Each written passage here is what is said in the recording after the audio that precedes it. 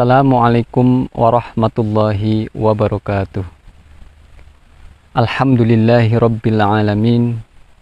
Wabihi nasta'inu ala umurid dunya waddin. Wassalatu wassalamu ala ashrafil mursalin wa ala alihi wa sahbihi ajma'in. Amma ba'du. Qala Allah ta'ala fil Qur'anil Karim. A'udzu billahi minasyaitonir rajim. Bismillahirrahmanirrahim. Ya ayyuhalladzina amanu dkhulu fis silmi kaffah wa la tattabi'u khutuwatis syaitan innahu lakum aduwwum mubin. Al-ayah shadaqallahul azim. Sahabat Assalam TV yang dirahmati Allah Subhanahu wa taala. Pertama-tama marilah kita memuji syukur kehadirat Allah yang telah menciptakan kita dari ketiadaan menjadi ada sekarang ini. Dan kita patut bersyukur bahwasanya kita diberikan nikmat yang terbesar dalam hidup ini, yaitu diberikannya nikmat iman dan Islam. Karena nikmat itulah kita dijadikan orang-orang yang selamat dunia dan akhirat. Salawat berserta salam, tak lupa marilah kita sampaikan kepada beliau Nabi kita Muhammad sallallahu alaihi wasallam. Beliaulah satu-satunya uswatun hasanah dalam kehidupan ini yang patut kita contoh, yang patut kita teladani segala aspek-aspek terjangnya dalam kehidupan ini, dalam rangka menegakkan dinul Islam li'i'la'i kalimatillah, dalam rangka menyebarluaskan Islam sehingga Islam ada di muka bumi ini. Salawat berserta salam tak lupa pula mudah-mudahan tersampaikan kepada para keluarganya, para sahabatnya, para tabi'in, para itba'ut tabi'in, dan mudah-mudahan kita selaku umatnya yang mengikuti jejak langkahnya dalam rangka memperjuangkan Islam, mudah-mudahan kita termasuk umat yang akan mendapatkan syafaatnya nanti di yaumil qiyamah. Amin ya rabbal alamin. Sahabat Assalam TV yang dirahmati Allah Subhanahu wa taala. Dalam kesempatan ini saya akan mengangkat tema yaitu tentang trilogi Islam. Bahwa Islam bukanlah hanya ajaran yang mengajarkan tentang tata cara beribadah saja. Akan tetapi dasar-dasar pokok-pokok Islam itu ada 3 ajaran yang harus kita laksanakan dalam kehidupan ini. Di mana trilogi Islam itu yang pertama adalah akidah, yang kedua syariah, dan yang ketiga akhlak. Sehingga banyak umat Islam pada hari ini memahami Islam tidak secara komprehensif, atau memahami Islam tidak utuh, sehingga terjadilah parsialisasi. Ada yang hanya mengajarkan akidah saja, ada juga yang hanya mengajarkan syariah saja, ada pula yang hanya mengajarkan akhlak saja. Sehingga ketiga-tiganya ini tidak pernah utuh, bahwa ketiganya adalah satu kesatuan yang tidak bisa terpisahkan. Antara akidah, syariah, dan akhlak itu adalah satu kesatuan yang tidak bisa dipisahkan. Yang pertama, akidah. Apa pentingnya akidah dalam kehidupan ini? Akidah adalah sebuah keyakinan, sebuah ideologi, sebuah ikatan yang mengikat manusia. Sehingga manusia ini kehidupannya itu akan terikat oleh akidahnya. Sehingga di dalam istilah akidah itu adalah sebuah keimanan, keyakinan. Sehingga akidah inilah yang akan menjadi orientasi, yang akan menjadi tujuan dalam hidup kita ini. Dalam menjalani kehidupan ini, kita harus punya landasan akidah yang kuat. Tanpa akidah, maka hidup kita ini adalah orang-orang yang ngambang. Dalam arti, tidak punya orientasi dan tujuan yang jelas.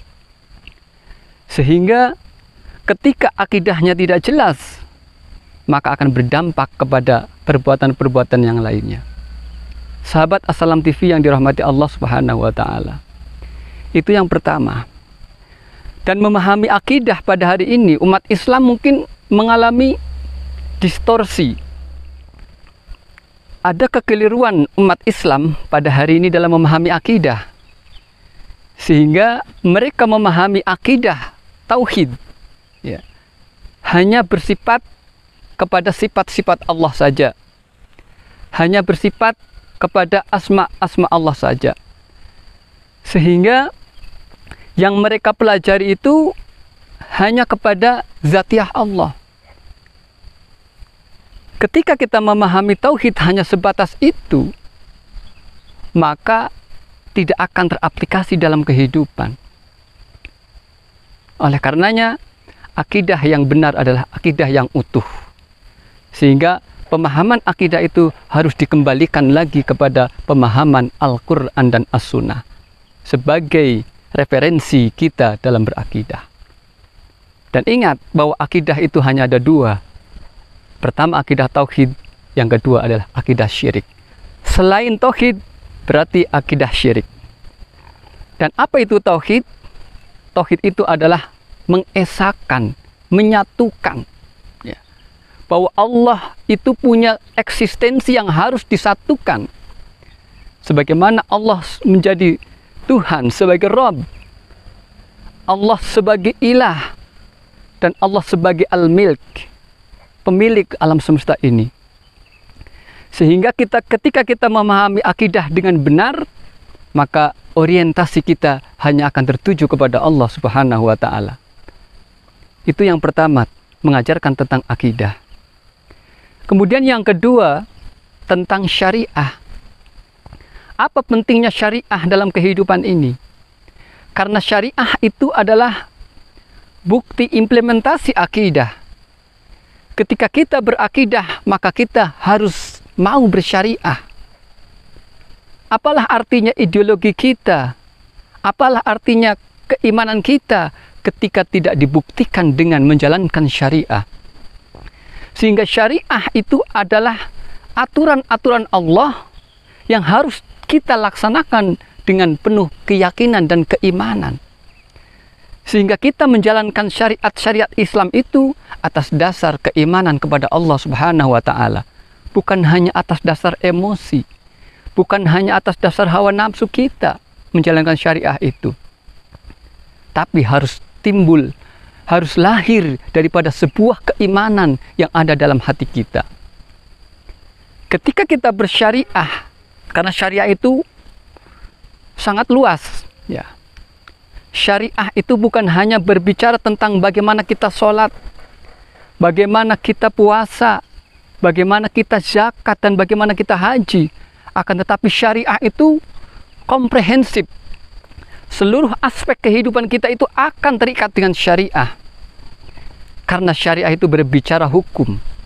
Ada wajib, ada sunnah, ada haram, ada mubah, dan ada makruh. Inilah yang menjadi dasar-dasar daripada syariah. Sehingga segala aspek kehidupan yang kita lakukan ini tidak lepas daripada syariah. Sehingga banyak sekali ayat-ayat yang menjelaskan tentang syariah. Sebagaimana Allah berfirman dalam surat Asy-Syura ayat 13. A'udzubillahi minasyaitonirrajim. Bismillahirrahmanirrahim. Syara'a lakum minad dini ma wassa bihi Nuhan walladzi auhayna ilaika wa ma wassayna bihi Ibrahim wa Musa wa Isa an aqimud din wa la tatafarraqu fi kabura 'alal musyrikina ma tad'uuhum ilaihi Allahu yajtabi ilaihi may yasha wa yahdi ilaihi may yunib. Yang artinya, Dia Allah telah mensyariatkan kepadamu agama yang telah diwasiatkannya kepada Nuh, dan apa yang telah kami wahyukan kepadamu Muhammad, dan apa yang telah kami wasiatkan kepada Ibrahim, Musa, dan Isa, yaitu tegakkanlah agama, keimanan dan ketakwaan, dan janganlah kamu berpecah belah di dalamnya. Sangat berat bagi orang-orang musyrik untuk mengikuti agama yang kamu serukan kepada mereka.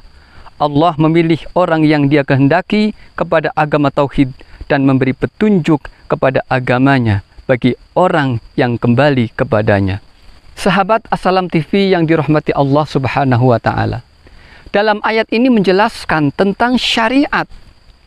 di mana syariat itu sudah ada di masa-masa para nabi terdahulu. Sebelum Nabi Muhammad sudah ada syariat. Nabi Nuh sudah ada syariat. Nabi Ibrahim, Nabi Musa, Nabi Isa, dan Nabi kita Muhammad SAW. Sehingga Allah mengutus para nabi dan rasul itu dalam rangka sama, membangun, menegakkan din, menegakkan agama, menegakkan Islam. Bahkan semua nabi dan rasul itu dalam satu agama, agama tauhid, yaitu agama Islam. Sehingga dalam kaidah Arab mengatakan, ya, Ibrahim dinuhul Islam wa syari'atuhu hanifi, wa Musa dinuhul Islam wa syari'atuhu Taurah, wa Isa dinuhul Islam wa syari'atuhul Injil, wa Muhammad sallallahu alaihi wasallam dinuhul Islam wa syari'atuhul Quran. Sahabat Assalam TV yang dirahmati Allah Subhanahu wa taala. Nabi Ibrahim beragama Islam, akan tetapi membawa syariat, yaitu Hanif. Nabi Musa beragama Islam, tapi diberi syariat, yaitu Taurat. Nabi Isa beragama Islam, diberi syariat Injil. Dan Nabi kita Muhammad SAW beragama Islam dan diberi syariat, yaitu Al-Quran. Sehingga Al-Quran ini menyempurnakan segala syariat yang sudah diberikan kepada Nabi dan Rasul terdahulu. Jadi semua Nabi dan Rasul itu agamanya satu, agama tauhid, agama Islam. Sehingga tidak ada agama lain. Lalu munculnya agama-agama di dunia ini. Munculnya Yahudi, munculnya Nasrani. Itu berasal daripada pengikut-pengikut.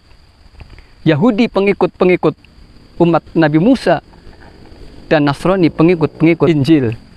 Sehingga diutusnya Nabi Muhammad SAW dalam rangka untuk mengembalikan kembali, yaitu ajaran yang benar kepada Islam yang sebenarnya. Sehingga Allah berfirman dalam surat 3 ayat 19, Innad dina indallahil Islam.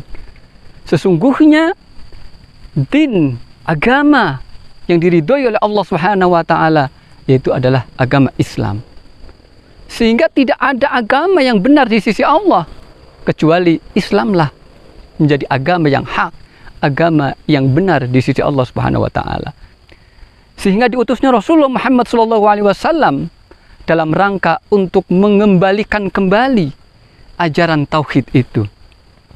Akan tetapi syariat yang dibawa oleh Nabi Muhammad itu menyempurnakan syariat-syariat yang ada.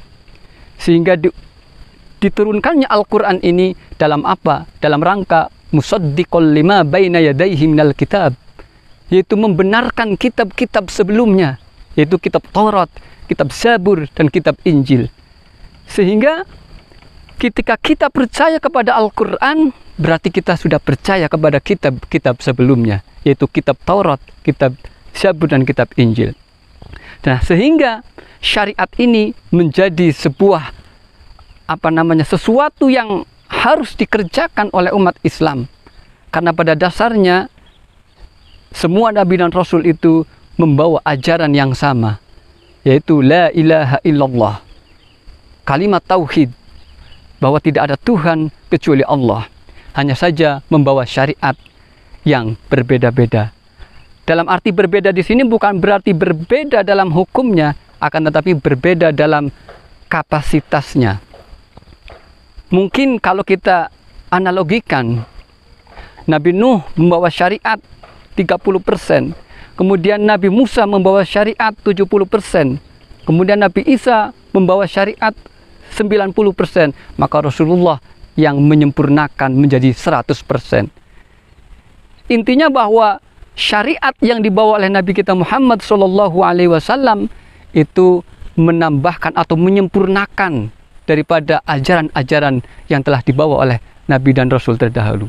Sahabat Assalam TV yang dirahmati Allah Subhanahu wa taala. Itu yang kedua, syariat. Sehingga antara syariat dengan akidah ini ada keterkaitan. Bagaimana umat Islam ini akan bersyariat ketika akidahnya aja belum benar? Maka pantas ketika Pada hari ini ada umat Islam yang memang tidak mau bersyariah. Kenapa? Karena yang bermasalah itu bukan orangnya, tapi bermasalah itu akidahnya yang bermasalah. Selama akidahnya belum tauhid, maka selama itu pula mereka belum mampu untuk menerima syariat sebagai aturan hidupnya. Sahabat Assalam TV yang dirahmati Allah Subhanahu wa taala. Kemudian yang ketiga adalah akhlak. Nah, akhlak ini adalah sebuah aplikasi nyata, realisasi daripada akidah dan syariah. Sehingga akhlak ini akan sempurna ketika dilandasi dengan akidah dan dibingkai dengan syariah. Sehingga tidak ada akhlak itu berdiri sendiri, dalam arti akhlak lepas daripada akidah dan syariah. Oleh karenanya untuk memahami akhlak ini mungkin masih juga ada yang keliru, di mana berakhlak ini tanpa harus beragama. Kalau hanya akhlak diartikan hanya sebatas moral, etika, adab, sopan santun, mungkin semua orang yang tidak beragama pun mereka punya moral, mereka punya sopan santun, mereka punya etika, mereka punya adab. Akan tetapi, apakah itu yang dikehendaki oleh Allah Subhanahu wa taala? Tidak. Bahkan kalau kita melihat sejarah Rasulullah Muhammad SAW sebelum diutus pun, beliau adalah orang yang sangat baik. Orang yang baik banget akhlaknya. Beliau orang yang dermawan, beliau orang yang suka menolong, beliau orang yang empati, ya, sosialnya tinggi. Akan tetapi pada waktu itu Rasulullah belum diutus. Apa kata Allah dalam surat Ad-Duha? Wa wajadaka dhalan fahada. Aku temui kau Muhammad dalam keadaan tersesat, maka akulah yang memberi petunjuk. Maka Rasulullah Muhammad SAW diutus oleh Allah Subhanahu wa taala dalam rangka apa? Menyempurnakan akhlak. Innama bu'istu liutammima makarimal akhlak. Tidaklah aku diutus kecuali untuk menyempurnakan akhlak. Jadi menyempurnakan akhlak di sini, Rasulullah adalah satu figur, satu toladan, di mana Rasulullah adalah revolusi akhlak.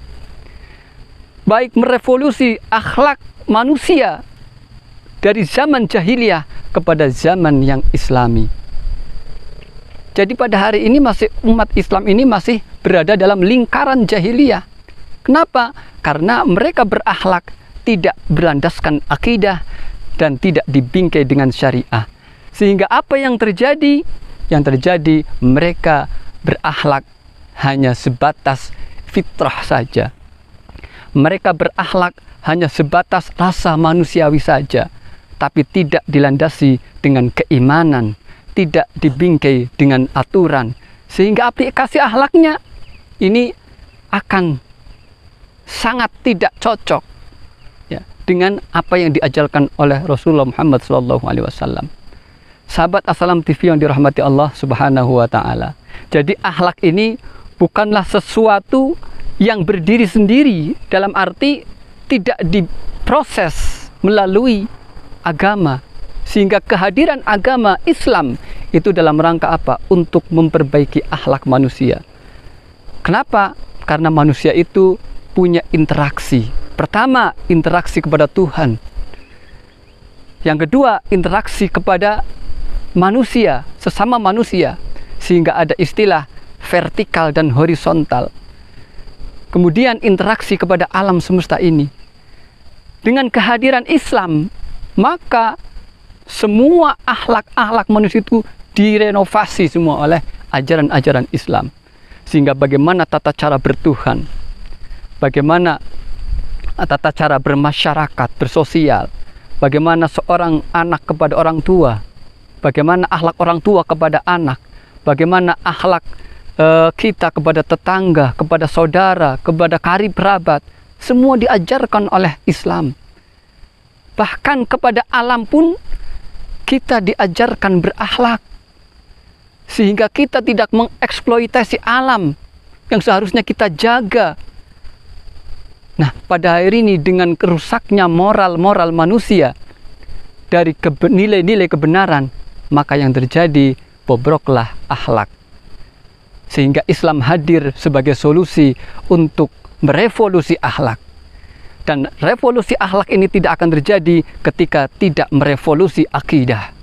Maka akidah ini sangat penting dalam kehidupan. Sahabat Assalam TV yang dirahmati Allah Subhanahu wa taala. Sehingga itulah 3 poin yang ada dalam Islam. Sehingga akidah, syariah dan akhlak itu adalah satu kesatuan yang tidak bisa terpisahkan. Sehingga kita tidak boleh memahami Islam hanya parsial. Hanya ada yang memahami Islam akidah saja. Ada juga yang memahami Islam syariah saja. Ada yang memahami Islam akhlak saja. Sehingga ada istilah begini. Tidak usah bersyariah, yang penting kita berakhlak baik. Ya.